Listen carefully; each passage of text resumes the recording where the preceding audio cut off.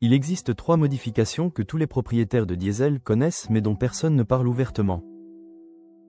Ces modifications peuvent transformer complètement votre moteur, réduire vos frais d'entretien de plusieurs milliers d'euros et résoudre des problèmes que les constructeurs refusent d'admettre. Mais attention, il y a un énorme piège. Ces 3 modifications sont strictement interdites sur route en France et en Europe, et les contrôles deviennent de plus en plus sévères. Restez jusqu'à la fin parce que je vais vous révéler laquelle de ces 3 modifications apporte le plus d'avantages, et pourquoi les amendes peuvent maintenant atteindre des sommes astronomiques. Je vous explique ça simplement. La première modification concerne un composant que tous les dieselistes détestent, le catalyseur. Le retrait du catalyseur, appelé décatalysation, consiste à supprimer complètement ce filtre de votre ligne d'échappement. Le catalyseur diesel est conçu pour transformer les gaz nocifs en composés moins toxiques. Il utilise des métaux précieux comme le platine et le palladium pour faciliter des réactions chimiques qui décomposent le monoxyde de carbone et les hydrocarbures. Mais voici ce que tous les propriétaires de diesel découvrent rapidement. Le catalyseur fonctionne à des températures extrêmement élevées, souvent au-dessus de 760 degrés. Avec le temps, cette chaleur intense combinée à la suie et aux particules de la combustion diesel peut rendre le catalyseur moins efficace ou même le faire tomber en panne complètement. Quand les catalyseurs commencent à défaillir, ils créent une contre-pression qui vole la puissance de votre moteur. Ils peuvent aussi se désintégrer à l'intérieur, envoyant des fragments en aval qui peuvent endommager d'autres composants coûteux. Les coûts de remplacement vont généralement de 500 à 4000 euros selon votre véhicule. D'après mon expérience, je pense que c'est l'une des réparations les plus frustrantes sur un diesel. Alors que se passe-t-il quand vous retirez complètement le catalyseur ? Les améliorations de performance sont immédiatement perceptibles. Sans cette restriction, les gaz d'échappement s'évacuent plus librement, permettant à votre turbo de monter en régime plus rapidement et à votre moteur de mieux respirer. La plupart des propriétaires signalent une meilleure réactivité à l'accélérateur et une augmentation modeste de la puissance. Vous remarquerez aussi un changement dans le son d'échappement. En plus des silencieux, le catalyseur agit aussi comme un silencieux, donc le retirer donne généralement un son d'échappement plus grave. Certains propriétaires de diesel adorent ça, d'autres moins. Du point de vue de la fiabilité, supprimer le catalyseur élimine un point de défaillance potentiel.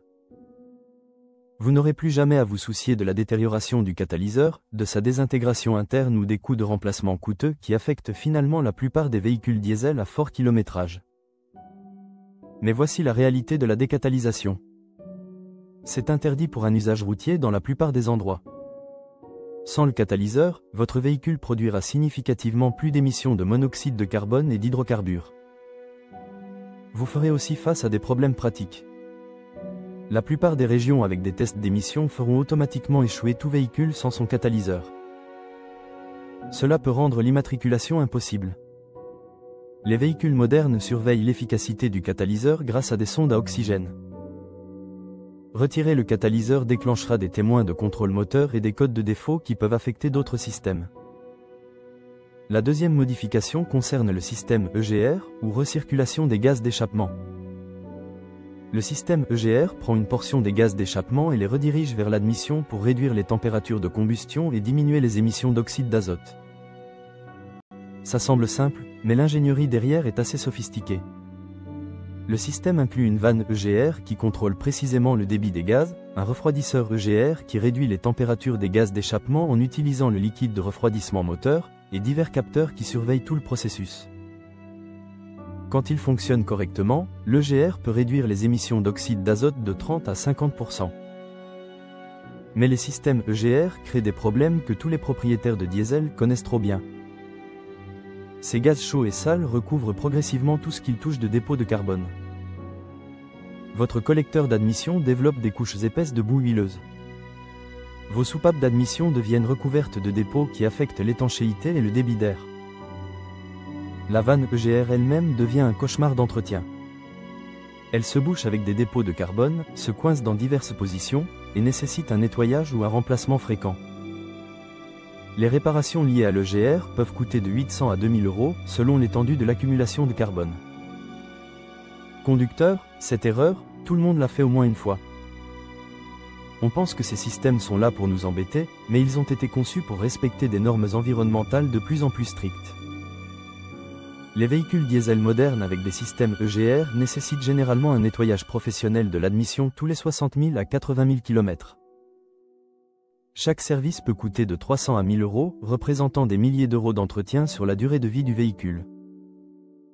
La suppression EGR implique de bloquer ou retirer la vanne EGR et de reprogrammer le calculateur moteur pour désactiver le système. Les résultats sont spectaculaires et immédiatement apparents. Votre système d'admission reste spectaculairement plus propre.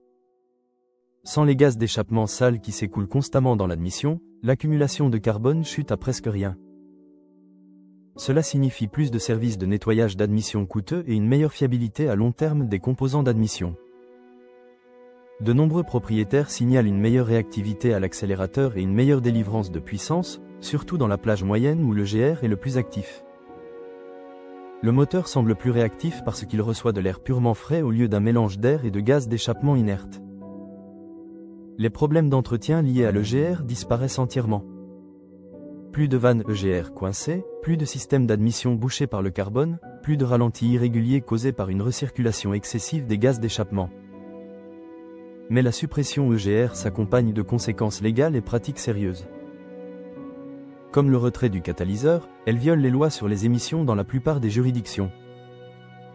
L'Agence européenne pour l'environnement a fait de l'application des suppressions EGR une priorité avec des amendes qui peuvent devenir vraiment chères. Sans EGR, votre véhicule produira significativement plus d'oxyde d'azote, qui contribue à la formation du smog. Les moteurs modernes sont spécifiquement calibrés pour fonctionner avec les systèmes EGR, et les retirer sans un réglage approprié peut en fait nuire aux performances plutôt que les aider. La troisième modification est la suppression du FAP, ou filtre à particules diesel.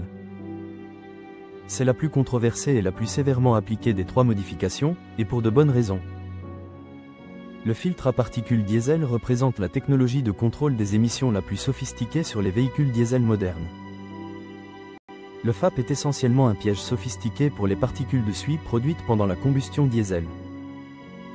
Il contient une structure en nid d'abeille céramique avec des milliers de canaux microscopiques conçus pour capturer des particules aussi petites que 0,1 micron. C'est 500 fois plus petit que la largeur d'un cheveu humain. Quand le filtre se charge de suie, le système effectue un cycle de régénération, injectant du carburant supplémentaire pour élever les températures d'échappement au-dessus de 600 degrés pour brûler les particules accumulées. Ce processus se produit automatiquement pendant la conduite sur autoroute ou peut être forcé pendant l'entretien. Les systèmes FAP fonctionnent bien quand ils sont utilisés comme prévu, mais ils créent des problèmes qui en ont fait des cibles de modification. Le processus de régénération consomme du carburant supplémentaire, réduisant l'économie de carburant globale. Les cycles de régénération ratés ou incomplets peuvent laisser le filtre partiellement bouché, causant des performances réduites et des témoins d'avertissement. Quand les systèmes FAP échouent, les coûts de remplacement sont substantiels. Un nouveau filtre coûte généralement de 1000 à 6000 euros, en faisant l'une des réparations liées aux émissions les plus chères possibles. La complexité du système signifie aussi que les défaillances se propagent souvent, affectant d'autres composants. D'après mon expérience, je pense que le FAP est le système qui pose le plus de problèmes aux conducteurs français qui font principalement de la ville. La suppression FAP implique de retirer physiquement le filtre et de reprogrammer le moteur pour désactiver les cycles de régénération et les systèmes d'avertissement. Les améliorations de performance et d'économie sont les plus spectaculaires des trois modifications. La puissance et le couple augmentent nettement parce que les FAP créent une contre-pression significative dans le système d'échappement. Retirer cette restriction permet au moteur de respirer librement et au turbocompresseur de fonctionner plus efficacement. Les améliorations d'économie de carburant sont substantielles. Sans le besoin de cycle de régénération et la restriction d'échappement, de nombreux propriétaires signalent des améliorations d'économie de carburant de 10 à 15% sur la conduite autoroutière. Pour les conducteurs à fort kilométrage, cela représente des économies significatives. Tous les maux de tête d'entretien liés au FAP disparaissent. Plus de cycles de régénération, plus de témoins d'avertissement, plus de remplacement de filtres coûteux. Le système d'échappement devient spectaculairement plus simple et plus fiable. Mais la suppression FAP comporte les plus hauts risques des trois modifications. L'Agence européenne pour l'environnement a fait de l'application des suppressions FAP une priorité majeure. Plusieurs grands fabricants de kits de suppression ont été fermés. L'impact environnemental est réel. Les systèmes FAP piègent jusqu'à 90% des particules diesel. Les retirer signifie que toute cette suie toxique va directement dans l'atmosphère. L'annulation de garantie est immédiate et complète. Pratiquement tous les constructeurs annuleront toute la garantie du groupe motopropulseur s'ils découvrent une suppression FAP. Alors pourquoi ces modifications restent-elles populaires malgré être interdites et présenter des risques financiers? Les avantages de performance sont réels et mesurables.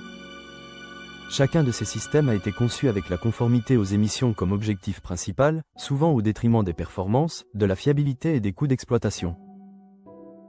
Quand ils sont retirés, les améliorations de puissance, d'efficacité et d'entretien sont immédiatement apparentes. Les économies de coûts peuvent être substantielles sur la durée de vie du véhicule. Éviter les nettoyages EGR coûteux, les remplacements de catalyseurs et les réparations FAP peut économiser des milliers d'euros en coûts d'entretien. Pour les opérateurs commerciaux et les conducteurs à fort kilométrage, ces économies peuvent être convaincantes. De nombreux propriétaires constatent des améliorations de fiabilité. Les systèmes d'émission modernes sont complexes et sujets aux pannes. Les retirer éliminent des points de défaillance potentiels et simplifient le fonctionnement du moteur. Mais le paysage diesel global est devenu de plus en plus hostile. Ce qui était autrefois une zone grise avec une application minimale est devenu un problème sérieux avec de vraies conséquences. L'Agence européenne pour l'environnement a fait de la modification des systèmes d'émission une priorité et les pénalités continuent d'escalader. Les amendes peuvent maintenant atteindre plusieurs dizaines de milliers d'euros pour les particuliers et bien plus pour les entreprises. Je vous explique ça simplement, cette vidéo est uniquement à des fins éducatives. Je n'encourage personne à modifier ses véhicules, mais comprendre ces modifications vous aide à prendre des décisions éclairées sur votre diesel et comprendre pourquoi elle reste populaire malgré le fait d'être interdite. Les contrôles techniques deviennent de plus en plus stricts et les inspecteurs sont maintenant formés pour détecter ces modifications. Une simple vérification visuelle peut révéler l'absence de ces composants. Si vous avez aimé cette vidéo, n'hésitez pas à vous abonner pour plus de contenu utile sur l'entretien et le soin des diesels. Merci de m'avoir regardé.